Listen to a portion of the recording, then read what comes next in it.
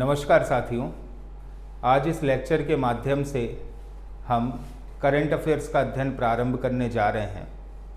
इस लेक्चर के बिहाफ पर हम इंटरनेशनल, नेशनल और एमपी के करंट टॉपिक्स कवर करेंगे जो मोस्ट लाइकली आपको मध्य प्रदेश के लगभग सभी एग्ज़ामों में काम में आएंगे। मध्य प्रदेश की जो परीक्षा का पैटर्न है वो आप सभी लोगों ने समझ कर रखा होगा कि काफ़ी ज़्यादा चेंज हो गया है। व्यापम के जो अलग अलग एग्ज़ाम्स होते थे अब संयुक्त परीक्षाएं आयोजित होने जा रही है। एमपीपीएससी का जो पैटर्न है उसके लिए भी आयोग ने सिफारिशें मांगी हैं, लेकिन करंट अफेयर्स का जो अध्ययन का तरीका है वो तो हमारा सेम ही रहेगा और अन्य विषयों के जो अध्ययन के तरीके हैं वो भी लगभग सेम ही रहेंगे, भले परीक्षा आयोजित करने के पैटर्न कितने भी परिवर्तित हो जाएं। तो आज 1 जून है और 1 जून से हम अपने लगभग सभी करंट अफेयर्स कवर करने जा रहे हैं। इसमें ना सिर्फ हम अभी वर्तमान के टॉपिक्स कवर करेंगे बल्कि साथ ही साथ वे घटनाएं जो हो चुकी हैं, मतलब पिछले साल अगस्त सितंबर से लेकर की घटनाएं भी हम साथ में कवर करते हुए आगे बढ़ेंगे। चलिए हम शुरुआत करते हैं अपने लेक्चर से। सबसे पहला टॉपिक है हमारा डॉक्टर बशीर बद्र। अब डॉक्टर बशीर बद्र के बारे में आपने शायद पढ़ रखा होगा। अगर आपको शेर व शायरी में अगर बहुत ज़्यादा इंटरेस्ट है तो भी आप इनको जानते होंगे। इनका एक बहुत प्यारा शेर है जो काफ़ी ज़्यादा प्रचलित हुआ है कि दुश्मनी जमकर करो लेकिन ये गुंजाइश रखो कि जब कभी हम दोस्त हो जाएं तो शर्मिंदा ना हो। ठीक है, तो ये कुछ ऐसे शेर हैं जो भारत सरकार ने भी अपने समझौते में प्रयोग किए हैं। आइए जानते हैं हम डॉक्टर बशीर बद्र के विषय में। प्रसिद्ध उर्दू शायर, तो क्या याद रखना है बेटा, कौन सी भाषा के हैं ये? उर्दू शायर डॉक्टर बशीर बद्र का हाल ही में 91 वर्ष की आयु में भोपाल में निधन हुआ। ये हमारे लिए इसलिए भी आवश्यक हो जाता है क्योंकि इनका निधन कहाँ पर हुआ है? भोपाल में। वे आधुनिक उर्दू गज़ल के सबसे लोकप्रिय और प्रभावशाली शायरों में गिने जाते हैं। ठीक है, तो कौन सी विधा से रिलेटेड है बेटा? ये गज़ल से। ठीक है, शेर व शायरी तो करते ही थे लेकिन मुख्य चीज़ क्या है? ये गज़ल से रिलेटेड है। ठीक है, तो पूरा नाम इनका क्या है? इनका पूरा नाम है सैयद मोहम्मद बशीर बद्र। क्या है बेटा पूरा नाम? सैयद मोहम्मद बशीर बद्र। जन्म हुआ था बेटा इनका कब? 15 फरवरी वर्ष 1935 को, अयोध्या उत्तर प्रदेश में। ठीक है, तो बेसिकली ये कहाँ के हैं बेटा? अयोध्या यूपी के हैं। मई 2026 में अभी हाल ही में भोपाल में इनका निधन हुआ। उर्दू भाषा के ये शायर थे और गज़ल लिखा करते थे। ठीक है, तो अगर बाय चांस पेपर में पूछा जाए कि ये किस विधा से रिलेटेड हैं तो आपको क्या लगाना है? क्या लिखा करते थे? ये गज़ल लिखा करते थे। ठीक है, तो इनका शिक्षा और कैरियर की यदि हम बात करें तो ये अलीगढ़ मुस्लिम विश्वविद्यालय से इन्होंने BA, MA और PhD करी। साथ ही साथ मेरठ कॉलेज में लगभग 17 वर्षों तक ये प्रोफेसर रहे, अध्यापन का कार्य किया और उर्दू विभाग के हेड ऑफ डिपार्टमेंट भी ये रहे थे। ठीक है, साहित्यिक विशेषताओं की इनकी बात करें तो ये किस प्रकार से लिखा करते थे? तो सरल एवं सहज भाषा का ये प्रयोग करते थे। भले उर्दू के ये शायर थे लेकिन ऐसी भाषा का प्रयोग करते थे कि ऐसे व्यक्ति जिन्हें उर्दू नहीं भी आती है तो अभी वे इनकी भाषा शैली को बहुत आराम से समझ जाया करते थे। साथ ही साथ प्रेम, मानवीय संवेदनाएं और जीवन दर्शन पर इन्होंने काफ़ी रचनाएं की हैं। आधुनिक उर्दू गज़ल को आम जन तक पहुंचाने में इनकी महत्वपूर्ण भूमिका रही है। किसकी? डॉक्टर बशीर बद्र की। अब इनकी प्रमुख कृतियां कौन कौन सी हैं? तो आस, ठीक है, उसके बाद आहट, आमद, इमेज, इकाई और कुल्लियाते बशीर बद्र। कौन कौन सी है? आस, आहट, आमद, इमेज, इकाई और कुल्लियाते बशीर बद्र। प्रमुख पुरस्कार 1999 में इन्हें पद्मश्री से सम्मानित किया। इसको बहुत ध्यान से आप लोग याद रखोगे क्योंकि ये आने वाले एग्ज़ाम्स का प्रश्न बन सकता है। 1999 में इन्हें पद्मश्री से सम्मानित किया गया। ठीक है, 1999 में ही इन्हें साहित्य अकादमी पुरस्कार भी प्राप्त हुआ उनकी कृति आस के लिए। ठीक है, साथ ही साथ 1996 में इन्हें मीर तकी मीर पुरस्कार जो उर्दू राइटिंग में दिया जाता है उससे भी इन्हें सम्मानित किया गया।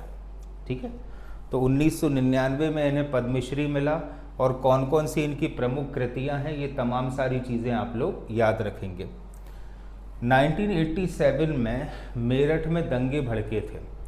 ठीक है, तो उनके घर को एवं उनकी बहुमूल्य जो साहित्य का संग्रह था वो सब नष्ट हो गया था।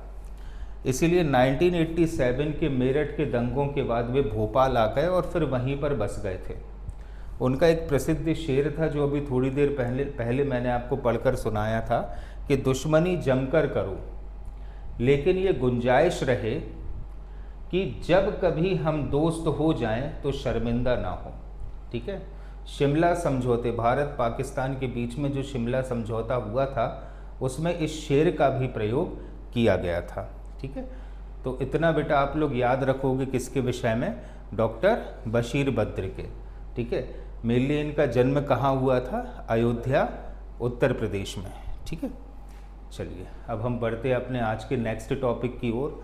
और आप सभी लोगों ने सुन रखा होगा कि कर्नाटक में नेतृत्व परिवर्तन हुआ है और सिद्धारमैया के स्थान पर DK शिव कुमार अब नए मुख्यमंत्री के तौर पर शपथ ग्रहण करेंगे और उनका शपथ ग्रहण समारोह 3 जून को आयोजित होने जा रहा है। ठीक है, तो कर्नाटक प्रदेश कांग्रेस कमेटी के अध्यक्ष DK शिव कुमार, क्या नाम है बेटा इनका, DK शिव कुमार को सर्वसम्मति से कांग्रेस विधायक दल का नेता चुना गया है। विधायक दल का नेता चुनने का अर्थ ही क्या है, अब नए मुख्यमंत्री के तौर पर उन्हें चुन लिया गया है। इसके बाद राज्यपाल ने उन्हें सरकार बनाने का आमंत्रण दिया और 3 जून 2026 को कर्नाटक के नए मुख्यमंत्री के तौर पर वे शपथ ग्रहण करेंगे। तो DK शिव कुमार का चयन ही क्यों हुआ, क्योंकि वो विधायक दल के नेता थे।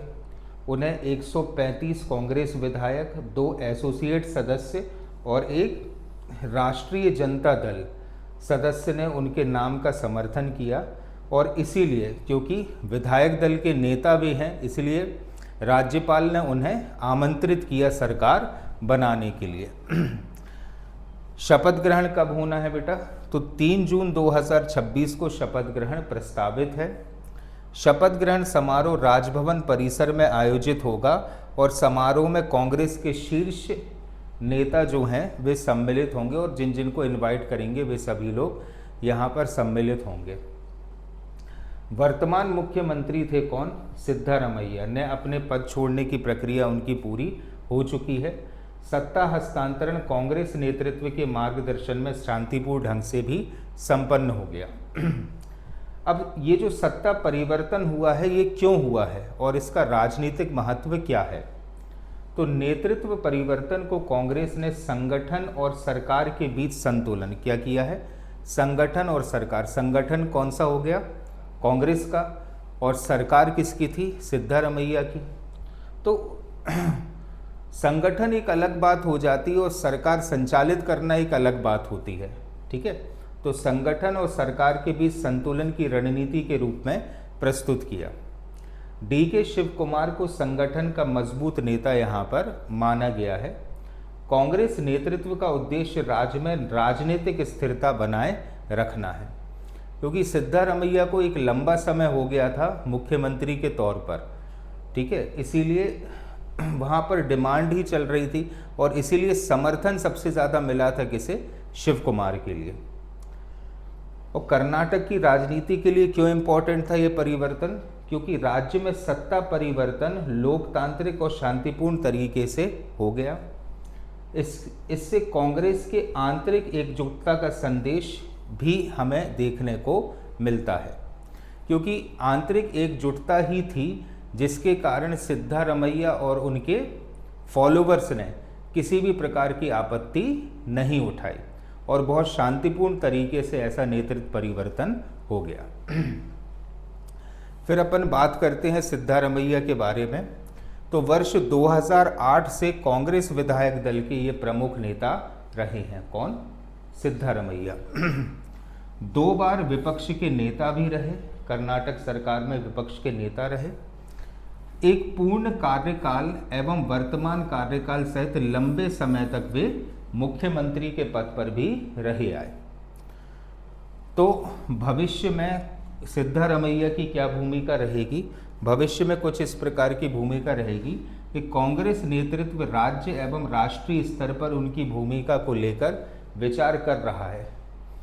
कई लोग ये कह रहे हैं कि उन्हें भेजा जाएगा अब कहाँ? राज्यसभा में। लेकिन वर्तमान में राज्यसभा जाने के लिए वे तैयार नहीं है, ऐसा न्यूज़पेपर्स के माध्यम से हमें पढ़ने में आ रहा है। राष्ट्रीय राजनीति में उनकी सक्रिय भूमिका की संभावना व्यक्त की जा रही है। इसका मतलब यही है कि अब निकट भविष्य में उन्हें भेजा जाएगा कहाँ पर? राज्यसभा में। पार्टी उन्हें अनुभवी मार्गदर्शक के रूप में उपयोग करना चाह रही है। ठीक है, तो डी.के. शिव कुमार का एक छोटा सा परिचय भी हम लोग देख लेते हैं। इनका पूरा नाम क्या है? डोडल हल्ली कैंपागोड़ा शिव कुमार। कर्नाटक कांग्रेस के वर्तमान में प्रमुख नेता रहे हैं। कर्नाटक प्रदेश कांग्रेस कमेटी के अध्यक्ष थे और संगठन क्षमता और चुनावी प्रबंधन में उनकी राजनीतिक विशेषता भी रही है। और नया पद क्या है? कर्नाटक के मुख्यमंत्री का, जो ये ग्रहण करेंगे कब? 3 जून 2026 को। चलिए अब अपन अपने इस लेक्चर सीरीज के तीसरे टॉपिक की ओर चलते हैं और ये बहुत ही करंट का मुद्दा है, एक देश एक चुनाव, 1 नेशन 1 इलेक्शन। एक देश एक चुनाव की ये जो कवायद है ये काफ़ी पहले प्रारंभ हो गई थी। आप सभी लोगों ने सुन रखा होगा, नहीं भी सुन रखा है तो आप इसको समझ लीजिए। क्या होता है, लोकसभा चुनाव अलग होते हैं और हर राज्यों की विधानसभाओं के चुनाव अलग अलग समय पर होते हैं। इससे क्या होता है, सरकार का जो धन है, एक्चुअली इनडायरेक्टली वो जनता का ही पैसा है जो सरकार के पास पहुंचता है कर के माध्यम से। अत्यधिक धन खर्च होता है। विभिन्न सरकारी योजनाओं के इम्प्लीमेंटेशन में काफ़ी ज़्यादा कठिनाइयाँ देखने को मिलती हैं। तीसरी चीज़ ये है कि सरकारी कामों में काफ़ी ज़्यादा समय लग जाता है। ठीक है, ऐसा ना हो इसीलिए मोदी सरकार एक नए तरीके से अब चुनाव आयोजित कराने जा रही है, जिसमें केंद्रीय लोकसभा और सभी राज्यों की विधानसभा, सभी राज्य का तो पॉसिबल हो भी सकता और नहीं भी हो सकता, लेकिन अधिकांश राज्यों की विधानसभाओं के चुनाव साथ साथ आयोजित हों। तो केंद्र सरकार द्वारा एक देश एक चुनाव की अवधारणा को लागू करने की दिशा में प्रयास किए जा रहे हैं। प्रस्तावित योजना के अनुसार 2029 से इसका पहला चरण प्रारंभ किया जाएगा और 2034 तक, 2029 से प्रारंभ करेंगे और कब तक? 2034 तक, मतलब फिर 5 साल का कार्यकाल कब कंप्लीट होगा? 2034 में। तो 2034 तक पूरे देश में लोकसभा और अधिकांश विधानसभाओं के चुनाव एक साथ कराने का लक्ष्य रखा गया है। मतलब आपको यहाँ पर याद क्या करना है, 2029 से ये प्रयास प्रारंभ किए जाएंगे और 2034 तक सभी विधानसभाओं के चुनाव लोकसभा चुनाव के साथ साथ आयोजित किए जाएंगे। तो एक देश एक चुनाव एक्चुअली क्या है, तो इसके विषय में समझ लेना। एक देश एक चुनाव का अर्थ है कि लोकसभा और सभी राज्य विधानसभा के चुनाव एक ही समय पर कराए जाएं, ताकि बार बार चुनाव कराने की आवश्यकता समाप्त हो सके। वर्तमान में भारत में अलग अलग राज्यों की विधानसभा चुनाव अलग अलग समय पर होते हैं, जिससे लगभग हर वर्ष किसी न किसी राज्य के चुनाव होते ही रहते हैं। ठीक है, अब इससे होता क्या है, तो जैसा कि मैंने अभी बताया आपको कि चुनावी जो इन बार बार होने वाले चुनावों के कारण जो सरकारी नीतियां हैं उनकी इम्प्लीमेंटेशन में बहुत ज़्यादा समय लग जाता है। तो प्रस्तावित चुनावी चक्र क्या है, 2028 में हमारे यहाँ एमपी में भी चुनाव है, कुंभ भी है, ठीक है। साथ ही साथ जम्मू कश्मीर, हरियाणा, झारखंड, महाराष्ट्र, दिल्ली में भी चुनाव है। 2029 में ओडिशा, आंध्र प्रदेश, अरुणाचल प्रदेश, सिक्किम के भी चुनाव हैं। 2030-31 में बिहार, केरल, तमिलनाडु, पश्चिम बंगाल, असम, पुडुचेरी के चुनाव हैं। और 2034 में पूर्ण चुनावी प्रक्रिया का समन्वय स्थापित करने की सरकार की योजना है। अब क्या होगा बेटा कि ये जो अलग अलग समय पर चुनाव आयोजित हो रहे हैं, यहाँ की विधानसभाओं का कार्यकाल बढ़ा देंगे, लोकसभा के कार्यकाल तक उसको एक्सटेंड कर देंगे। विभिन्न प्रकार के संवैधानिक संशोधन होंगे और उसमें इस प्रकार के प्रावधान कर दिए जाएंगे, ठीक है। तो 2029 से शुरुआत क्यों हो रही है, तो सरकार का उद्देश्य लोकसभा चुनाव 2029 के साथ लगभग 20 राज्यों की विधानसभा चुनावों को जोड़ना है। ये सरकार का लक्ष्य है कि 2029 के जो विधानसभा चुनाव हैं उसके साथ साथ लगभग कितनी 20 राज्यों की विधानसभाओं के चुनावों को जोड़ दिया जाए। इसके लिए कुछ राज्यों की विधानसभाओं का कार्यकाल कुछ महीने तक बढ़ाया भी जा सकता है। जैसे 5 साल का कार्यकाल है, यदि वो समाप्त भी हो जाता है तो उसे थोड़ा सा एक्सटेंड भी कर देंगे, या कुछ मामलों में कम किया जा सकता है। इस प्रकार धीरे धीरे सभी राज्यों को एक समान चुनावी चक्र में लाया जाएगा, ठीक है। और लोकसभा के साथ साथ उन राज्यों के चुनाव भी संपन्न कराए जाएंगे। अब संविधान में ऐसा प्रावधान है या नहीं है, ऐसा करना मुमकिन हो सकता है अथवा नहीं हो सकता, तो इसके लिए एक उच्च स्तरीय समिति का गठन भूतपूर्व राष्ट्रपति श्री रामनाथ कोविंद की अध्यक्षता में गठित की गई थी। तो पूर्व राष्ट्रपति श्री रामनाथ कोविंद की अध्यक्षता में गठित समिति ने एक साथ चुनाव कराने की सिफारिश की थी।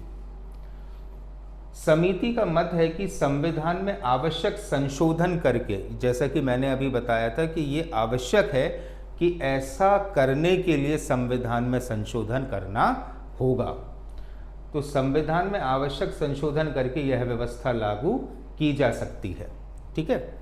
इससे शासन व्यवस्था अधिक प्रभावी तरीके से काम करेगी या उसको काम करना होगा। अब एक देश एक चुनाव से क्या क्या पॉजिटिव चीज़ें भारत में होंगी उसके विषय में समझ लेते हैं। सबसे पहली चीज़ है कि जो चुनाव का खर्च है उस चुनावी खर्च में कमी आएगी। तो केंद्र और राज्यों को बार बार चुनाव कराने पर भारी खर्च तो करना ही पड़ता है, एक साथ चुनाव होने से सरकारी खर्च में व्यापक कमी आएगी। प्रशासनिक संसाधनों की बचत होगी क्योंकि एक ही बार व्यक्ति ड्यूटी करेगा और चुनाव संपन्न हो सकते हैं। तो चुनाव के दौरान बड़ी संख्या में कर्मचारी, शिक्षक और सुरक्षा बल तैनात किए जाते हैं, आप सबने देखकर रखा होगा। बार बार चुनाव होने से प्रशासनिक कार्य प्रभावित होते हैं, ठीक है। तो इसलिए प्रशासनिक संसाधनों की व्यापक रूप से बचत होगी यदि सभी प्रकार के चुनाव साथ साथ करा दिए जाएं। साथ ही साथ विकास कार्यों में तेजी आएगी क्योंकि कभी ना कभी किसी न किसी राज्य में विधानसभा चुनाव होते रहते हैं, इसलिए सरकारी योजनाओं का इम्प्लीमेंटेशन प्रॉपर तरीके से नहीं हो पाता। तो चुनाव आचार संहिता बार बार लागू होने से विकास परियोजनाएं प्रभावित होती हैं। एक साथ चुनाव होने पर नीति निर्माण और विकास कार्यों में निरंतरता बनी रहेगी, ठीक है। तो वही है, पॉलिसीज़ तो बहुत अच्छी अच्छी बनती हैं लेकिन भारत में उनका इम्प्लीमेंटेशन प्रॉपर तरीके से नहीं हो पाता, इसलिए भारत जो है बहुत सारी चीज़ों में पिछड़ जाता है। तो एक देश एक चुनाव आदि होने से परियोजनाओं का जो क्रियान्वयन है वो सटीक तरीके से हो सकेगा, ठीक है, और बहुत सारे मायनों में भारत आगे बढ़ सकता है। राजनीतिक स्थिरता भी हमें देखने को मिलेगी, कैसे सरकार दीर्घकालिक नीतियों पर ध्यान दे सकेगी क्योंकि 5 ईयर्स के चुनाव होंगे, और जो भी सरकार बनेगी, भले पूर्ण बहुमत की सरकार हो या फिर गठबंधन की सरकार हो, तो वो एक लंबे समय की नीतियों पर कार्य कर सकेगी। चुनावी राजनीति के बजाय विकास पर अधिक ध्यान केंद्रित होगा। नहीं तो किसी न किसी राज्य में चुनाव होंगे तो जिस पार्टी की सरकार केंद्र में है, उस पार्टी की सरकार उस राज्य का विधानसभा चुनाव भी लड़ रही होगी, तो उसका फोकस विकास के स्थान पर कहाँ होगा? चुनाव को जीतने में होगा। वो चीज़ें अब यहाँ पर नहीं होगी, इसलिए विकास पर ज़्यादा ध्यान दिया जाएगा। मतदाता सुविधा, मतदाताओं को बार बार मतदान केंद्र नहीं जाना पड़ेगा। साथ ही साथ अगर ये चीज़ लागू होती है तो मतदान प्रतिशत बढ़ने की संभावना भी रहेगी। अब इसको लागू करने में क्या क्या दिक्कतें आ रही हैं, ठीक है? तो संघवाद पर प्रभाव, क्योंकि संविधान का जो ढांचा है वो भारत को राज्यों का संघ घोषित करता है, और अगर ऐसा हो जाता है तो संघीय व्यवस्था पर दिक्कत आएगी। तो भारत एक संघीय व्यवस्था वाला देश है, फेडरल कंट्री है इंडिया। राज्यों के चुनावों को राष्ट्रीय चुनाव के साथ जोड़ने से राज्यों की राजनीतिक पहचान कमज़ोर हो सकती है, ठीक है? राज्यों में जो सरकार है, राज्यों के जो मुद्दे हैं उन पर ध्यान कम दिया जा सकता है। हालांकि ये अभी सिर्फ हमारी पर्टिकुलर सोच है कि ऐसा हो सकता है, लेकिन हम जहाँ तक सोचते हैं या जहाँ हमारी सोच ख़त्म होती है वहाँ से सरकार की सोच प्रारंभ होती है, ठीक है? क्षेत्रीय मुद्दों की उपेक्षा की जाएगी। वही चीज़ है जो अभी मैं बता रहा हूँ आपको कि जो छोटे छोटे से क्षेत्रीय मुद्दे हैं उन पर ध्यान कम दिया जा सकता है। जैसे लोकसभा चुनाव में राष्ट्रीय मुद्दे प्रमुख रहते हैं, विधानसभा चुनाव में स्थानीय व क्षेत्रीय मुद्दे प्रमुख रहते हैं। दोनों चुनाव एक साथ होने पर क्षेत्रीय मुद्दे दबाए जा सकते हैं, ठीक है? तो एक तो संघवाद पर दिक्कत हो सकती है और दूसरी चीज़ है क्षेत्रीय मुद्दों को दबाया जा सकता है। सरकार गिरने की स्थिति पर क्या होगा? तो यदि किसी राज्य या केंद्र सरकार का कार्यकाल पूरा होने से पहले सरकार गिर जाए, समझना, तो क्या पूरे देश में फिर से चुनाव होंगे? मान लो किसी राज्य की सरकार यदि गिर जाए तो वहाँ पर उपचुनाव होने चाहिए, तो इस चीज़ की जो रोड मैप है वो क्लियर नहीं है। अगर किसी राज्य की सरकार गिर रही है तो क्या पूरे देश में पुनः चुनाव होंगे या केवल उस राज्य में चुनाव होंगे? या ये पूरा एक जटिल संवैधानिक प्रश्न है जिसके बारे में अभी तक कोई रोड मैप तैयार नहीं किया गया है, क्योंकि अभी सरकार सिर्फ इस विषय में डिस्कस कर रही है, फाइनलाइज अभी तक कुछ भी नहीं हुआ है। लोकतांत्रिक जवाबदेहिता में कमी आएगी। बार बार चुनाव होने से जनता सरकारों का नियमित मूल्यांकन करती है, ठीक है? जैसे मध्य प्रदेश में चुनाव हुए, उसके अगले साल लोकसभा में चुनाव होते हैं, तो हम सरकारों का उचित मूल्यांकन कर सकते हैं।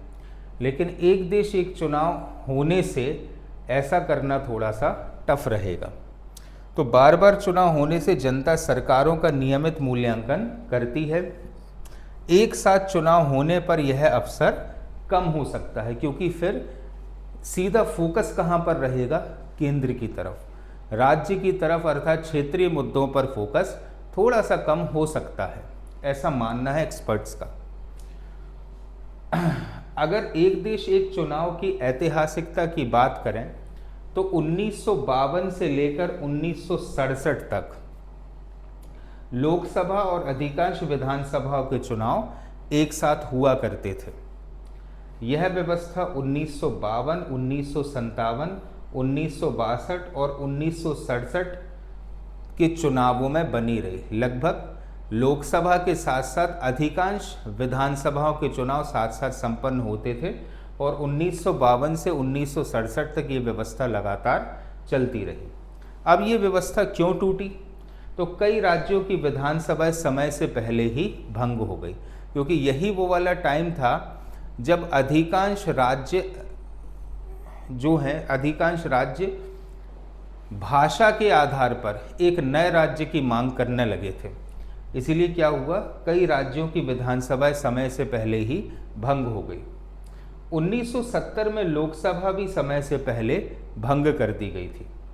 इसके बाद चुनावी चक्र अलग अलग, चुनावी चक्र का जो समय है वो अलग अलग हो गया। ठीक है। अब रामनाथ कोविंद समिति ने जो प्रमुख सिफारिशें की हैं उस वो क्या है कि प्रथम चरण में क्या करना होगा कि लोकसभा और राज्य विधानसभा के चुनाव एक साथ कराए जाएं। द्वितीय चरण में लोकसभा एवं विधानसभा चुनावों के 100 दिनों के भीतर ही स्थानीय निकाय जैसे पंचायत और नगर निगम नगर पालिकाओं के चुनाव भी करा दिए जाएं। मतलब लोग पहले चरण में तो लोकसभा और विधानसभा के चुनाव साथ में होंगे और द्वितीय चरण में लोकसभा विधानसभा के चुनाव होने के 100 दिनों के अंदर अंदर स्थानीय निकायों के चुनाव संपन्न होंगे। इसके लिए संविधान में संशोधन करना होगा, साथ ही साथ जो जनप्रतिनिधित्व अधिनियम है उसमें भी संशोधन होगा, जिसके आधार पर चुनाव संपन्न होते हैं। चुनाव आयोग एवं प्रशासनिक ढांचे को मजबूत बनाना होगा, तभी ये कार्रवाई हो सकती है, अंततः नहीं हो पाएगी। ठीक है। तो अवधारणा क्या है? एक देश एक चुनाव, जिसका अर्थ क्या होता है? एक साथ लोकसभा और विधानसभा के चुनाव संपन्न कराना। प्रारंभ कब से होगा? 2029 से। समायोजित कब होगा? 2034 तक। समिति के अध्यक्ष कौन है बेटा? पूर्व राष्ट्रपति श्री रामनाथ कोविंद। अब इसके प्रमुख लाभ क्या है? चुनावी खर्च में कमी आएगी, प्रशासनिक दक्षता बढ़ेगी और नीति निरंतरता बढ़ती जाएगी। लेकिन सबसे बड़ी चिंता क्या है? संघवाद पर प्रभाव पड़ेगा, क्योंकि संविधान भारत को क्या घोषित करता है?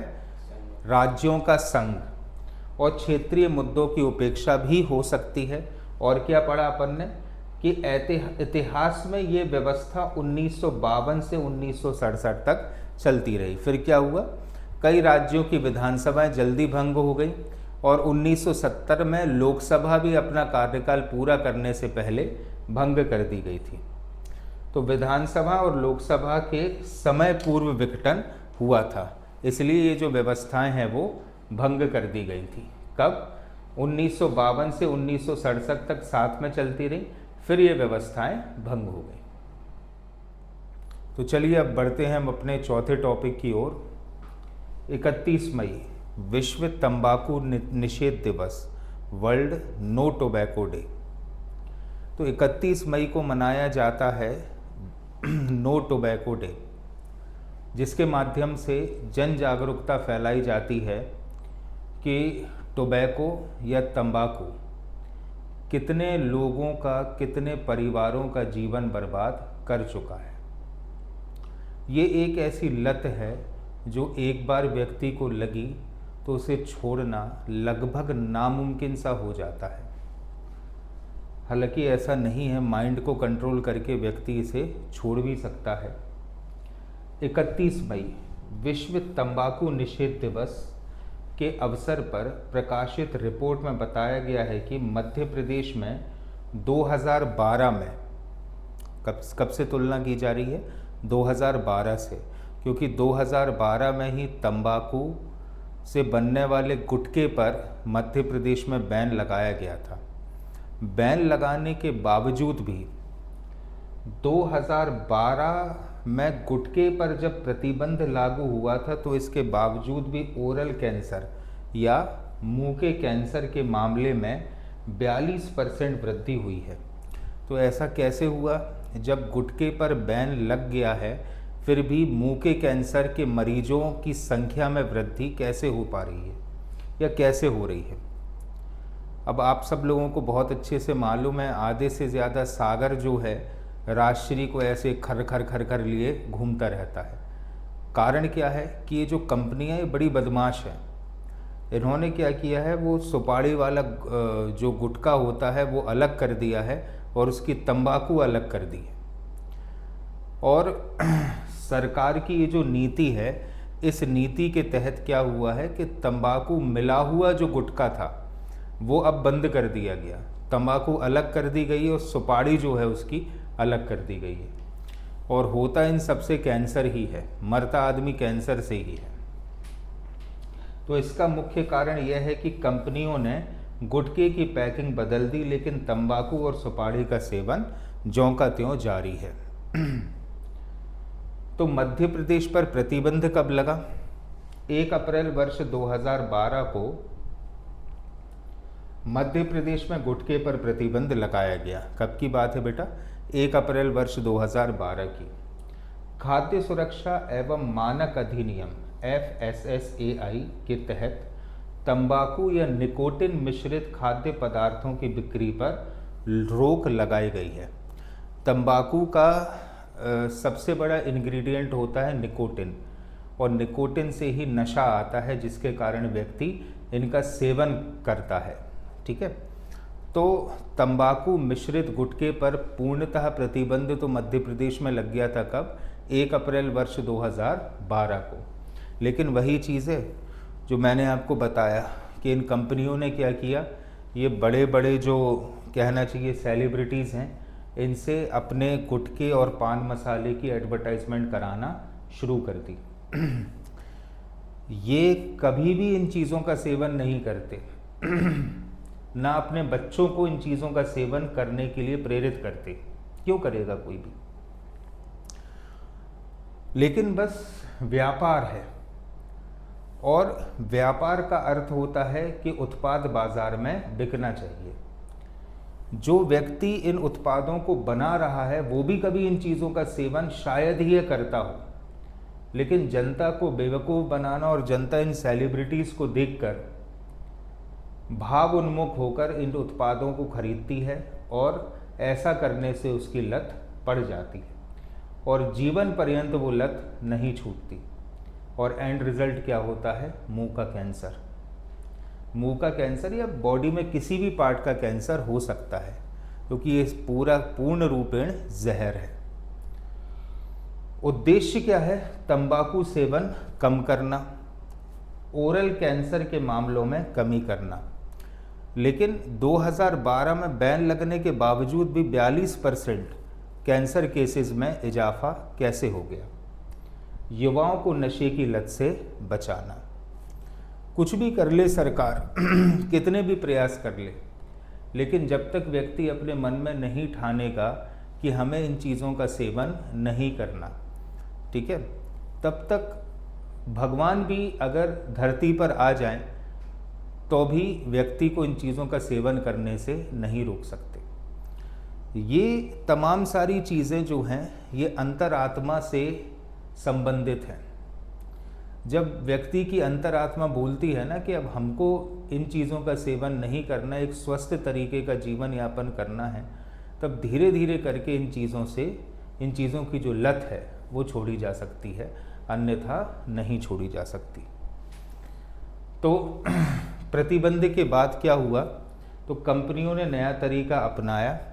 पहले गुटखे एक ही पाउच में बिकता था, अब उसमें सुपारी तंबाकू फ्लेवर मिश्रित होते थे, पहले की बात है। बाद में क्या हुआ? सुपारी तंबाकू को अलग अलग पाउच में बेचना इन्होंने शुरू कर दिया। उपभोक्ता दोनों को खरीदकर स्वयं मिलाने लगा। देखे होंगे आपने, बहुत सी रील्स वायरल हुई हैं इन चीज़ों की, ठीक है, और देखा भी होगा आस पड़ोस समाज में, मार्केट में जब घूमते होंगे तो राशरी में गुटखा मिला के ऐसे ऐसे मिलाते रहते और पता नहीं मुंह में भर लेते 2 किलो गुटखा। परिणाम क्या हुआ इसका? कानूनी रूप से गुटखा प्रतिबंधित तो है, लेकिन व्यावहारिक रूप से उसका सेवन आज भी जारी है, ठीक है। इसलिए कहा जाता है कि सिर्फ पैकिंग बदली गई है, लेकिन जहर अभी भी वही है। तो प्रतिबंध से पहले मिश्रित गुटखा उपलब्ध था, प्रतिबंध के बाद पान मसाला अलग कर दिया और तंबाकू अलग कर दिया, और वास्तविक स्थिति क्या है कि उपभोक्ता दोनों को मिलाकर पहले जैसा गुटखा तैयार कर लेते हैं, और स्वास्थ्य पर पड़ने वाले दुष्प्रभावों में कोई विशेष कमी नहीं आई है, बल्कि बढ़ और गए हैं। मरीजों की संख्या बढ़ और गई है। ज़रा आप इन इमेजेस को अगर ध्यान से देखो तो आपको उल्टी करने का मन करेगा। आप सोचिए, व्यक्ति जो है इस चीज़ के लिए गुटखा खा रहा है, एंड रिजल्ट ये होगा, और लाखों रुपया इसके ट्रीटमेंट के लिए लग जाएगा, और आपकी बॉडी भी पहले जैसी नहीं रहेगी। और at the end of the day होगा ये कि ऑपरेशंस होंगे, कीमोथेरेपी होंगी, रेडिएशंस होंगे और मरीज खुद कहेगा कि अब भगवान हमको उठा लो। ये एंड रिजल्ट होता है गुटखा खाने का। तो ओरल कैंसर मुख गुहा में विकसित होने वाला कैंसर है, जिसके प्रभावित अंग हो सकते हैं जीभ, मसूड़े, गले के अंदरूनी भाग, होंठ, तालू और गला। कहीं पे भी हो सकता है ये, जहाँ जहाँ पे भी वो कहना चाहिए तंबाकू की लिक्विड जाएगी तो ईसोफेगस या कहीं पे भी ये कैंसर डेवलप हो सकता है, क्योंकि आप एंटायरली क्या कंज्यूम कर रहे हो, आप टॉक्सिन्स कंज्यूम कर रहे हो विभिन्न प्रकार के।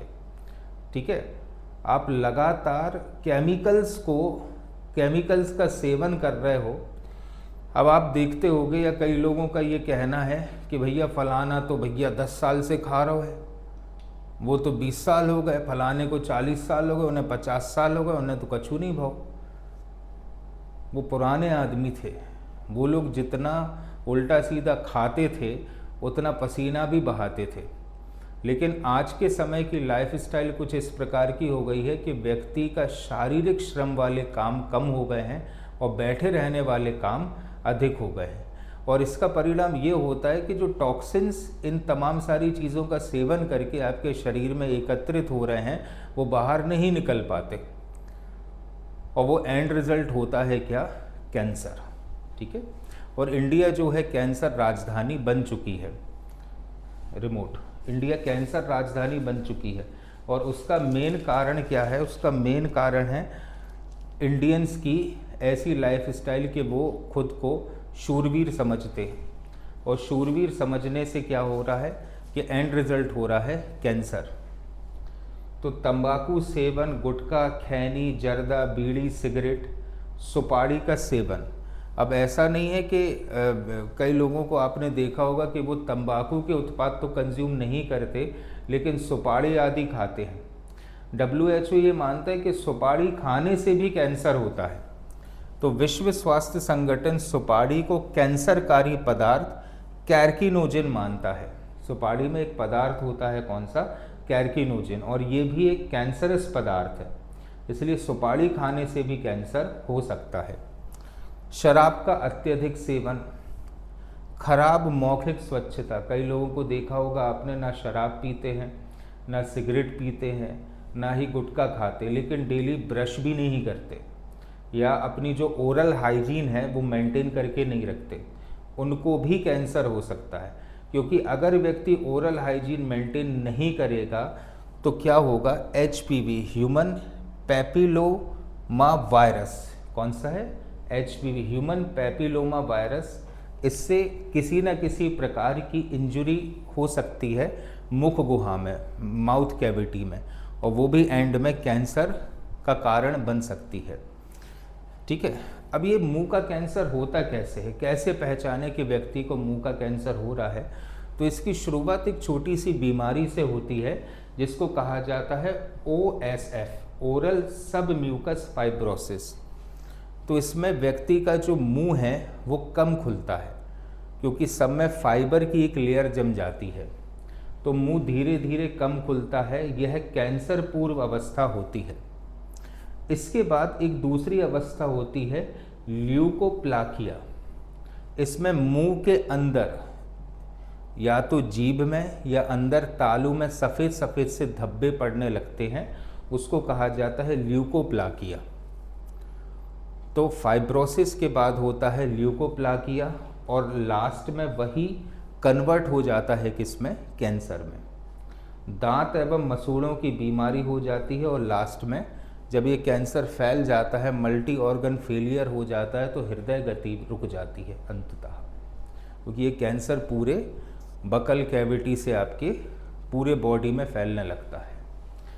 इसलिए अच्छा है कि खूब कहना चाहिए एक्सरसाइज करो, खूब पसीना बहाओ, किसी भी प्रकार के नशे का सेवन करने से टोटली बचो। और अगर कोई व्यक्ति करता भी है तो धीरे धीरे करके इन चीज़ों से छोड़ दो। एकदम से कभी भी कोई चीज़ नहीं छूटती, लेकिन अगर आप डेली किसी न किसी प्रकार का नशा करते हो तो उसको धीरे धीरे कम करते करते ही आप छोड़ पाओगे। तो मुख्य निष्कर्ष क्या है कि प्रतिबंध का उद्देश्य अच्छा है लेकिन क्रियान्वयन कमज़ोर रहा है। ठीक है, क्योंकि हमारा जो पूरा समाज है वो कैसा है, कैसा समाज है हमारा। अगर अर्थव्यवस्था के आधार पर देखा जाए तो ये तंबाकू, शराब, सिगरेट, गांजा, चरस और क्या होता है, हेरोइंस, खैनी और मॉर्फिन्स, जितने भी ये नशीले पदार्थ हैं, इन तमाम सारी चीज़ों की बिक्री से बहुत बड़ी अर्थव्यवस्था का एक हिस्सा संचालित हो रहा है। तो सरकार बहुत ज़्यादा कठोरता से इन पर बैन भी नहीं लगा सकती है, लेकिन ये व्यक्ति को खुद को सोचना होगा कि उसके लिए उसका परिवार, उसकी फैमिली ज़्यादा इम्पोर्टेंट है कि 2 मिनट का नशा करना ज़्यादा इम्पोर्टेंट है। कंपनियों ने कानूनी खामियों का लाभ उठाया, इसीलिए उन्होंने क्या किया, गुटखा अलग कर दिया और उसको कन्वर्ट कर दिया किसमें, पान मसाले में अलग और तम्बाकू में अलग। सरकार को अच्छा खासा रेवेन्यू भी मिलता है। सरकार चाहे तो 1 सेकंड में इस पर प्रतिबंध लगा सकती है, लेकिन सरकार को भी तो अच्छा खासा जीएसटी या रेवेन्यू जनरेट होता है इन चीज़ों की, मादक पदार्थों की बिक्री से। और हमारे यहाँ एमपी में तो दारू के आधार पर सरकार चल रही है, इसको तो भुलाया भी नहीं जा सकता। तंबाकू और सुपारी की अलग अलग बिक्री ने प्रतिबंध को प्रभावहीन बना दिया। ठीक है, तो विश्व तंबाकू निषेध दिवस की यदि हम बात करें तो किसके कारण ये दिवस सेलिब्रेट होता है, कौन सी संस्था के कारण, WHO अर्थात वर्ल्ड हेल्थ ऑर्गेनाइजेशन। प्रतिवर्ष कब सेलिब्रेट होता है, 31 मई को। तो तंबाकू सेवन के दुष्प्रभावों के प्रति जागरूकता को बढ़ाना, कैंसर एवं अन्य रोगों की रोकथाम करना, तंबाकू नियंत्रण नीतियों को प्रोत्साहित करना, ये मुख्य उद्देश्य है काय का 31 मई को आयोजित होने वाले विश्व तंबाकू निषेध दिवस का। अब तंबाकू और उसके विभिन्न उत्पाद की बिक्री के लिए या उसको कंट्रोल करने के लिए भारत में कौन सा कानून लाया गया था, तो ये कानून है बेटा कोटपा, COTPA। कब लाया गया था, वर्ष 2003 में। क्या है ये, cigarettes and other tobacco products act 2003। क्या है बेटा, cigarettes and other tobacco products act 2003। इसके प्रमुख प्रावधान क्या हैं, तो सार्वजनिक स्थानों पर धूम्रपान निषेध है, तंबाकू विज्ञापनों पर पूर्णतः प्रतिबंध है। अब तुम बोलोगे कि बोलो जुबान केसरी, ये क्यों दिखाते हैं, तो वही है जो चीज़ अभी हमने बताई कि इस कानून में इतना बड़ा लूप होल स्वयं सरकार ने बना के दिया है कि इन प्रोडक्ट्स की बिक्री भी जारी रहे, लोगों को कैंसर भी हो, क्योंकि इन तमाम सारी चीज़ों से सरकार को तो फ़ायदा ही फ़ायदा है। कैसे है, तो अभी आपके सामने तो पूरा सत्य है। पान मसाला अलग आ रहा है और तंबाकू अलग आ रहा है, और उनको खचर खचर मिला के व्यक्ति जो है पहले जैसा गुटखा तैयार कर लेता है। ठीक है, पैकेट पर स्वास्थ्य चेतावनी अनिवार्य कर दी गई है, और नाबालिगों के द्वारा इन तमाम सारे प्रोडक्ट्स की जो बिक्री की करवाई जा रही थी, ट्रेनों में बच्चे ये प्रोडक्ट्स बेचने आ रहे थे, प्लेटफॉर्म्स पर बेचते थे, बसों में जाकर बेचते थे, वो तमाम सारी चीज़ें प्रतिबंधित कर दी गई। ठीक है, तो इतना जो है आपको याद रखना है किसके विषय में, विश्व तंबाकू निषेध दिवस, जो कि कब आयोजित होता है, 31 मई को। चलिए अब हम चलते अपने 5वें टॉपिक की ओर। आप सभी लोगों ने नाम सुन रखा होगा वनतारा का। ठीक है, वनतारा पर कई NGOs ने प्रश्न उठाए थे कि यहाँ पर ऐसे जीवों को रखा जा रहा है जो संकटग्रस्त हैं, और ऐसे जीव जो धीरे धीरे समाप्त हो जाएंगे, उनकी जीनोम सीक्वेंसेस ये लोग कर लेंगे, और फिर जब भी इस प्रकार से नए जीव को उत्पन्न करना होगा तो उससे ये संस्था बहुत ज़्यादा पैसा कमा सकेगी। तो इस मुद्दे को उठाकर सुप्रीम कोर्ट में कई लोगों ने PIL दायर करी, परंतु सुप्रीम कोर्ट ने वनतारा का समर्थन करके और काफ़ी ज़्यादा तारीफ करके वनतारा को क्लीन चिट अभी हाल ही में दे दी है। वनतारा आपको बताएं तो ये रिलायंस ग्रुप का एक वाइल्ड लाइफ सेंचुरी है, प्राइवेट सेंचुरी है, जो कि जामनगर क्यों फेमस है? क्योंकि यहाँ पर रिलायंस की पेट्रोलियम इंडस्ट्री है, रिफाइनरी है। यहीं पर ये एक अभयारण्य के रूप में स्थापित है, जहाँ पर ऐसे वन्य जीव जिनको इलाज की ज़रूरत है या फिर जो संकटग्रस्त हैं, उन्हें यहाँ पर लाकर उनका इलाज किया जाता है और उनका प्राकृतिक आवास उन्हें देकर उनका संरक्षण किया जाता है। और इसी मुद्दे को लेकर सुप्रीम कोर्ट ने इस संस्था की काफ़ी ज़्यादा तारीफ की है। तो सुप्रीम कोर्ट ने गुजरात के जामनगर स्थित वनतारा वन्य जीव बचाव, पुनर्वास एवं संरक्षण केंद्र की कार्यप्रणाली को वैध, पारदर्शी और वन्य जीव संरक्षण के लिए महत्वपूर्ण बताते हुए उससे जुड़े सभी आरोपों को खारिज कर दिया है। ठीक है, न्यायालय ने इसे वन्य जीव संरक्षण के क्षेत्र में एक सराहनीय पहल माना है। वही मैंने अभी बताया कि इस संस्था की तारीफ और करी है सुप्रीम कोर्ट ने। इन्हें सभी आरोपों से बरी करके इस संस्था की व्यापक तारीफ की गई है। तो वनतारा क्या है? तो वनतारा एक विशाल वन्यजीव बचाव, पुनर्वास और संरक्षण केंद्र है जो गुजरात के जामनगर में स्थापित किया गया है। इस संस्था का उद्देश्य क्या है? तो घायल एवं संकटग्रस्त वन्य जीवों को बचाना, वन्य जीव का उपचार एवं उनका पुनर्वास करना, दुर्लभ और विलुप्त प्राय प्रजातियों का संरक्षण करना, वन्य जीव अनुसंधान एवं संरक्षण गतिविधियों को बढ़ावा देना। सीधे सीधा ये है जानवरों का संरक्षण और उनका बचाव करना। अब सुप्रीम कोर्ट का क्या निर्णय है?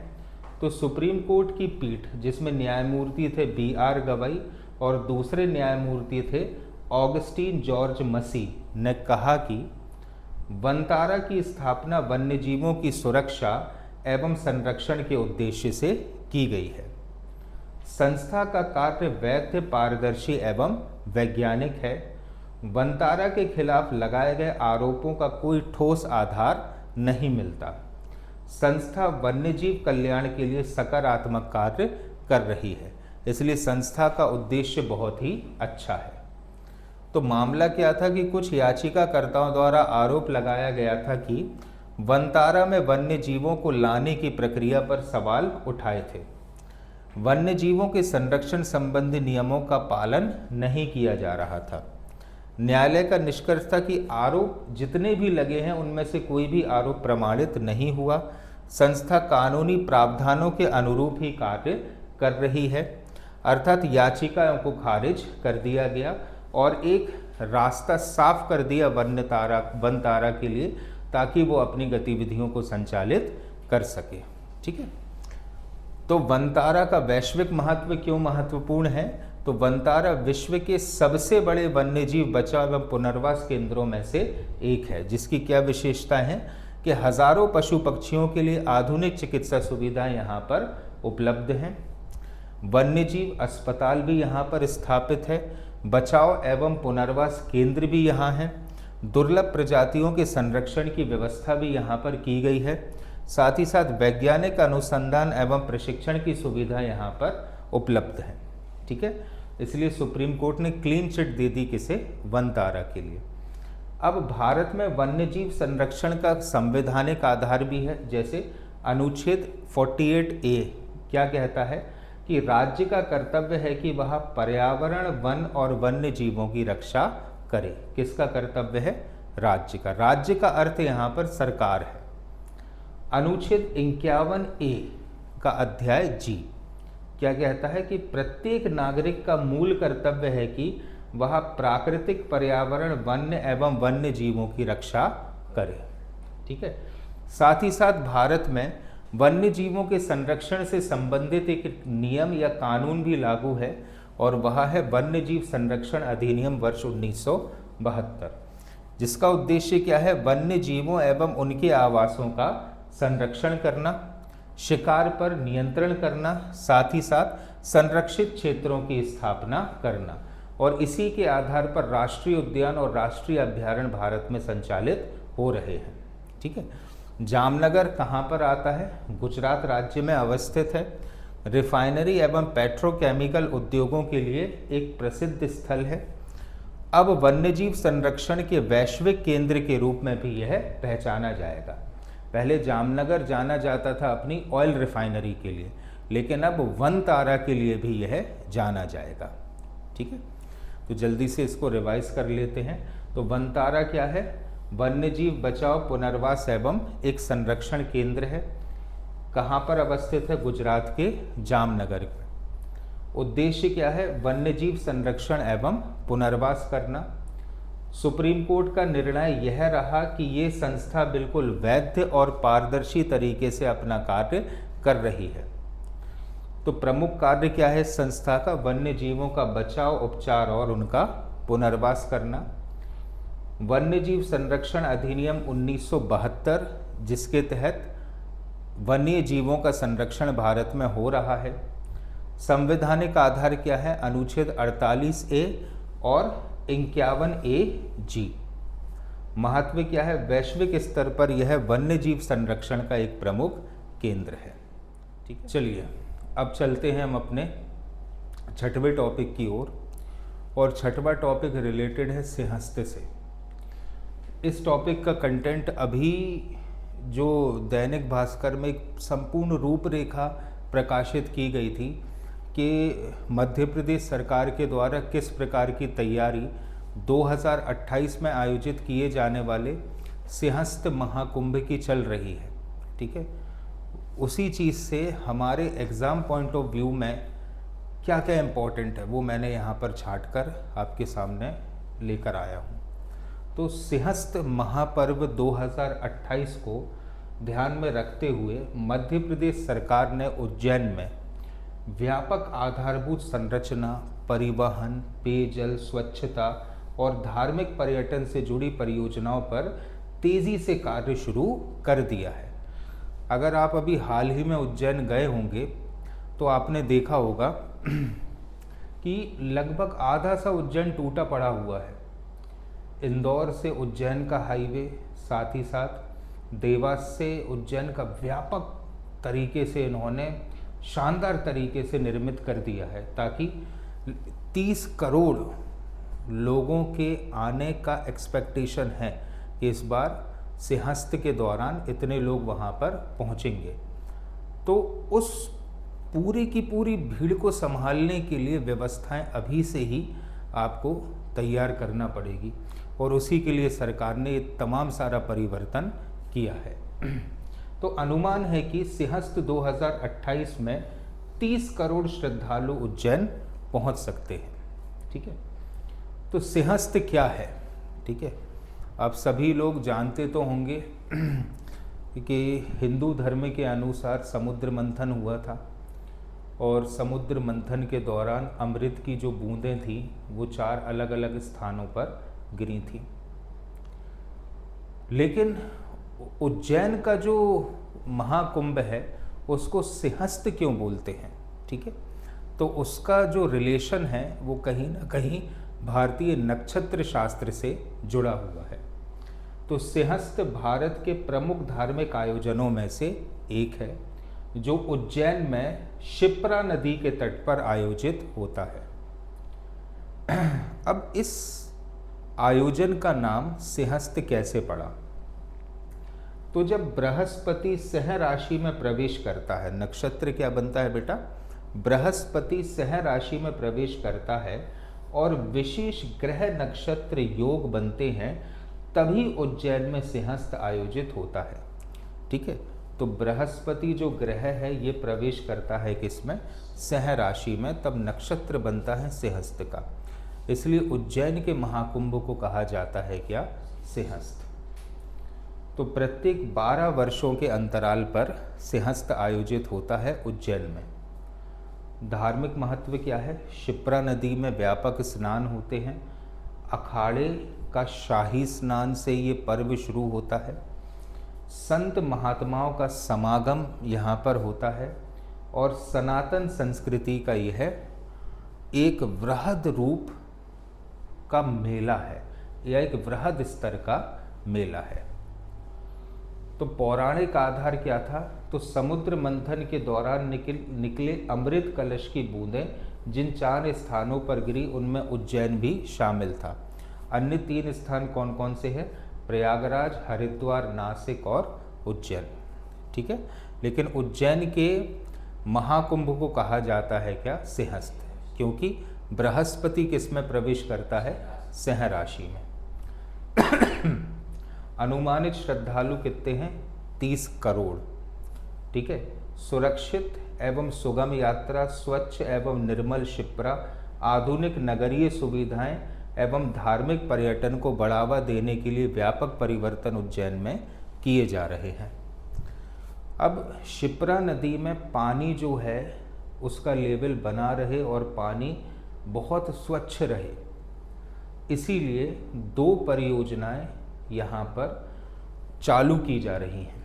उनमें से जो पहली परियोजना है वो है सिलार खेड़ी सेवर खेड़ी परियोजना।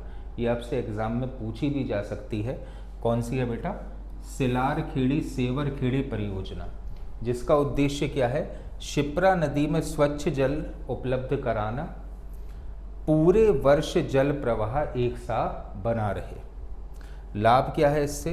तो स्नान के लिए स्वच्छ जल मिलेगा, श्रद्धालुओं को पेयजल सुविधा एवं नदी के प्रदूषण में व्यापक रूप से कमी आएगी। दूसरी परियोजना क्या है? तो दूसरी परियोजना की बात करें तो यह है हरिया खेड़ी जल परियोजना। ठीक है, तो सिलार खेड़ी सेर खेड़ी परियोजना, दूसरी है कौन सी? हरिया खेड़ी परियोजना।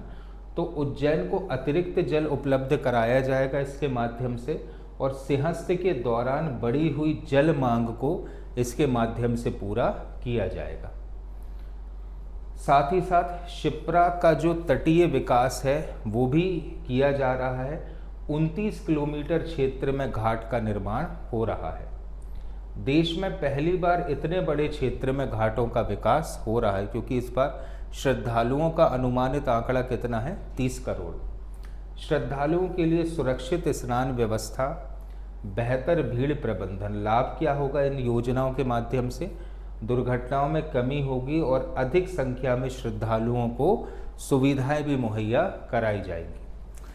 अब ये 2 परियोजना के अतिरिक्त 2 और परियोजना यहाँ पर स्थापित की जा रही है। पहली है सुरंग के तहत 13 किलोमीटर लंबी सुरंग बनाई जा रही है, जिससे शिप्रा नदी तक स्वच्छ जल पहुँचाया जा सके। साथ ही साथ 18 किलोमीटर लंबी नहर भी बनाई गई है, जिसका उद्देश्य जल वितरण एवं नदी का पुनर्भरण। अब इससे लाभ क्या होगा? तो शिप्रा में निरंतर जल प्रवाह बना रहेगा, साथ ही साथ पेयजल एवं स्नान हेतु स्वच्छ जल हमेशा उपलब्ध रहेगा। तो 13 किलोमीटर लंबी सुरंग है और 18 किलोमीटर लंबी नहर बनाई जा रही है। ठीक है, नेक्स्ट, अब आज का आखिरी टॉपिक है हमारा, और वो है क्या? स्काई कास्ट प्रणाली या स्काई कास्ट सिस्टम। क्या होता है? कुछ समय पहले आपने देखा होगा कि किस प्रकार से अकेले भारत में नहीं अपितु पूरे विश्व में व्यापक विमान दुर्घटनाएं हुई हैं, और उसका एक कारण है कि जो मौसमी परिवर्तन हो रहा है उसकी रियल टाइम जो इन्फॉर्मेशन है वो नहीं पहुंच पाती है व्यक्ति तक, इसलिए विमान दुर्घटनाएं हो जाती हैं। तो रियल टाइम मौसम की सूचना प्राप्त करने के उद्देश्य से ही ये स्काई कास्ट प्रणाली इंस्टॉल की गई है Indira Gandhi international airport new Delhi में, और ये भारत का पहला ऐसा एयरपोर्ट है जहां पर इस प्रकार की प्रणाली स्थापित की गई है। तो भारत की पहली स्काई कास्ट प्रणाली का उद्घाटन इंदिरा गांधी अंतर्राष्ट्रीय हवाई अड्डा नई दिल्ली में किया गया है। इसके साथ भारत ऐसी उन्नत विमानन मौसम निगरानी प्रणाली स्थापित करने वाले विश्व का 19वां देश बन गया है। ठीक है, भारत 19वें स्थान पर है इस प्रकार की प्रणाली को स्थापित करने में। तो क्या है sky cast? Integrated atmospheric remote sensing system. क्या है full form? Integrated atmospheric remote sensing system. क्या करता है ये? तो विमानन क्षेत्र के लिए रियल टाइम मौसम सूचना प्रदान करता है। विशेष रूप से कोहरा, दृश्यता, हवा की गति एवं दिशा तथा वायुमंडलीय विक्षोभ की निगरानी भी करता है। ठीक है, अब इसका प्रमुख उद्देश्य क्या है? तो सुरक्षित टेक ऑफ एवं लैंडिंग सुनिश्चित करना, उड़ानों में देरी एवं रद्दीकरण कम करना, कोहरे की सटीक भविष्यवाणी करना एवं विमानन सुरक्षा को बढ़ाना। ठीक है, क्योंकि आपको मौसम का पूर्वानुमान अगर पहले से ही हो जाएगा तो उसके अनुसार कार्य किए जा सकते हैं। कौन कौन सी तकनीकें हैं जो इसके तहत काम में आती हैं? रडार विंड प्रोफाइलर, एक नई टेक्निक है सोडार अर्थात सोनिक डिटेक्शन एंड रेंजिंग। तीसरी है माइक्रोवेव रेडियोमीटर। चौथी है जीफास अर्थात ground based fog aerosol spectrometer. पांचवी है लिडार आधारित सीलोमीटर। ठीक है, तो ये अलग अलग प्रकार की टेक्नोलॉजीज है जिसके माध्यम से क्या होता है, ये पूरी स्काई कास्ट प्रौद्योगिकी काम करती है। ठीक है, मिशन मौसम ये भारत सरकार का मिशन है, इसी के तहत यह स्काई कास्ट प्रणाली स्थापित हुई है। तो स्काई कास्ट प्रणाली मिशन मौसम के अंतर्गत विकसित की गई है, जिसका उद्देश्य मौसम पूर्वानुमान को अधिक सटीक बनाना एवं मौसम संबंधी जोखिमों को कम करना। ठीक है, अब वाईफैक्स क्या है अर्थात विंटर फॉग एक्सपेरिमेंट, क्योंकि जो कोहरा होता है वो सबसे ज़्यादा ठंड के मौसम में ही हमें देखने को मिलता है। तो वाईफैक्स वर्ष 2015 में शुरू हुआ था। IITM अर्थात Indian institute of tropical metrology एवं IMD इंडिया मेट्रोलॉजिकल डिपार्टमेंट द्वारा यह प्रोजेक्ट संचालित है। दिल्ली क्षेत्र में कोहरे की वैज्ञानिक समझ विकसित करने हेतु इसे 2015 में शुरू किया गया था। क्या है बेटा ये? वाईफैक्स अर्थात विंटर फॉग एक्सपेरिमेंट। ठीक है, अब आज जितने भी हमने टॉपिक्स पढ़े हैं उन तमाम सारे टॉपिक्स से रिलेटेड 24 ऑब्जेक्टिव्स बनते हैं जो निकट भविष्य में आने वाले कॉम्पिटिटिव एग्जाम्स में आपसे पूछे जा सकते हैं। जैसे हमारा पहला प्रश्न है कि कर्नाटक में मुख्यमंत्री पद के लिए कांग्रेस विधायक दल द्वारा सर्वसम्मति से किसे चुना गया? तो किसे चुना गया है? अभी आपने पढ़ा है DK शिव कुमार के लिए। ठीक है, तो DK शिव कुमार किस राज्य के मुख्यमंत्री पद की शपथ लेने जा रहे हैं? तो आपको बहुत अच्छे से मालूम है कहाँ की? कर्नाटक की। फिर यदि हम बात करें कि कर्नाटक के निवर्तमान मुख्यमंत्री कौन है या DK शिव कुमार ने किसका स्थान लिया है, तो उन्होंने किसका स्थान लिया है बेटा? सिद्धारमैया का। एक देश एक चुनाव का मुख्य उद्देश्य क्या है?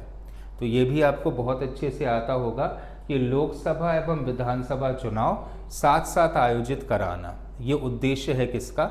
एक देश एक चुनाव का। एक देश एक चुनाव पर सुझाव देने हेतु उच्च स्तरीय समिति का अध्यक्ष कौन बना या कौन था? तो हमारे पूर्व राष्ट्रपति श्री रामनाथ कोविंद इस समिति के अध्यक्ष बने थे। भारत में लोकसभा एवं विधानसभा चुनाव एक साथ कब नियमित रूप से हुए थे? कब कब हुए थे? 1952 से लेकर 1967 तक लगभग लोकसभा और विधानसभा चुनाव साथ साथ आयोजित होते थे। लेकिन कभी कभी क्या हुआ कि अलग अलग राज्यों की विधानसभाएं जल्दी भंग हो गई और 1970 के टाइम पर लोकसभा अपना कार्यकाल पूरा करने से पहले ही भंग हो गई थी। एक देश एक चुनाव के विरोध में प्रमुख तर्क क्या है? प्रमुख तर्क ये है कि भारत का संविधान भारत को राज्यों का संघ घोषित करता है, तो ये जो भारत का संघीय ढांचा है इस पर प्रभाव पड़ सकता है। प्रस्तावित योजना के अनुसार पूर्ण चुनावी समन्वय या जो एक देश एक चुनाव का जो रियल सिंक्रोनाइजेशन है ये किस वर्ष तक हो जाएगा या किस वर्ष इसका लक्ष्य रखा गया है? तो 2029 में ये प्रारंभ होगा और समायोजन कब होगा? 2034 में। विश्व तंबाकू निषेध दिवस कब मनाया जाता है? तो कब मनाया जाता है बेटा? 31 मई। कौन सी संस्था ने इसकी शुरुआत करी? WHO। उद्देश्य क्या है? तंबाकू के जो खतरनाक प्रभाव हैं उसके प्रति जनता को सचेत करना। मध्य प्रदेश में गुटखा प्रतिबंध कब लागू हुआ? तो कब लागू हुआ बेटा? ये 1 अप्रैल वर्ष 2012 से। लेकिन संशय वाली बात क्या है? संशय वाली बात ये है कि 2012 से प्रतिबंध लागू होने के बावजूद भी आज 2026 में सिर्फ भोपाल में मुंह के कैंसर के मरीजों की संख्या में 42% इजाफा हुआ है। कोटपा, ये सिगरेट और तंबाकू से संबंधित भारत सरकार का कानून है, ठीक है। तो कोटपा का संबंध किससे है? तो कोटपा का संबंध है किससे? तंबाकू नियंत्रण से। वनतारा किस राज्य में स्थित है? तो गुजरात के जामनगर, जो अभी तक रिलायंस की पेट्रोलियम रिफाइनरी के लिए जाना जाता था, अब वनतारा के लिए भी जाना जाएगा। तो कहाँ पर अवस्थित है ये? गुजरात में। वनतारा मुख्यतः किससे संबंधित है? तो वन्य जीवों के संरक्षण एवं पुनर्वास से ये संस्था संबंधित है। वन्य जीव संरक्षण अधिनियम कब पारित किया गया? तो 1972 का ये कानून है और इसी के तहत भारत के विभिन्न राष्ट्रीय उद्यान और वन्य जीव अभ्यारण्य नियंत्रित होते हैं। संविधान का कौन सा अनुच्छेद राज्य को वन एवं वन्यजीव संरक्षण का निर्देश देता है? तो आपको बहुत अच्छे से मालूम है, अनुच्छेद 48A ये निर्देश दे रहा है किसे? राज्य के लिए। सिंहस्थ महापर्व का आयोजन किस शहर में किया जाता है? तो सिंहस्थ है, भले बहुत सरल क्वेश्चन है लेकिन है तो महाकुंभ, लेकिन उज्जैन के महाकुंभ को क्या कहा जाता है? सिंहस्थ। क्यों कहा जाता है? क्योंकि बृहस्पति ग्रह किस में प्रवेश करता है? सिंह राशि में। तो सिंहस्थ महापर्व कितने वर्षों के अंतराल पर आयोजित होता है? तो बेटा कितने वर्षों के अंतराल पर होता है? 12 वर्ष। स्काई कास्ट प्रणाली का मुख्य उद्देश्य क्या है? अब भी जस्ट आपने पढ़ा है कि विमानन क्षेत्र के लिए रियल टाइम मौसम निगरानी की सुविधा प्रदान करना, ये इसका मुख्य उद्देश्य है। भारत की पहली स्काई कास्ट प्रणाली कहाँ स्थापित की गई थी? तो भारत की पहली स्काई कास्ट प्रणाली इंदिरा गांधी अंतर्राष्ट्रीय हवाई अड्डा नई दिल्ली में स्थापित की गई है और इस प्रकार भारत विश्व का 19वां देश है जिसके पास इस प्रकार की प्रणाली है, अवस्थित है। स्काई कास्ट प्रणाली किस राष्ट्रीय कार्यक्रम के अंतर्गत विकसित है? तो भारत सरकार का कार्यक्रम है कौन सा? मिशन मौसम, इसके तहत यह प्रणाली विकसित है। वाईफैक्स का पूर्ण रूप कौन सा है? विंटर फॉग एक्सपेरिमेंट, ठीक है। दिल्ली में काय की निगरानी रखना? कोहरे की। 2015 में ये चीज़ प्रारंभ हुई थी। डॉक्टर बशीर बद्र मुख्य रूप से किस साहित्यिक विधा के लिए प्रसिद्ध थे? तो डॉक्टर बशीर बद्र प्रसिद्ध थे काय के लिए? गज़ल के लिए। बशीर बद्र को साहित्य अकादमी पुरस्कार किस कृति के लिए मिला? तो उनकी कृति थी कौन सी? आस, जिसके लिए उन्हें साहित्य अकादमी पुरस्कार से सम्मानित किया गया। बशीर बद्र को पद्मश्री पुरस्कार किस वर्ष प्रदान किया गया? तो वर्ष 1999 में उन्हें इस पुरस्कार से सम्मानित किया गया। चलिए आज के लेक्चर में इतना ही। नेक्स्ट लेक्चर अब 2 जून का रहेगा। Thank you.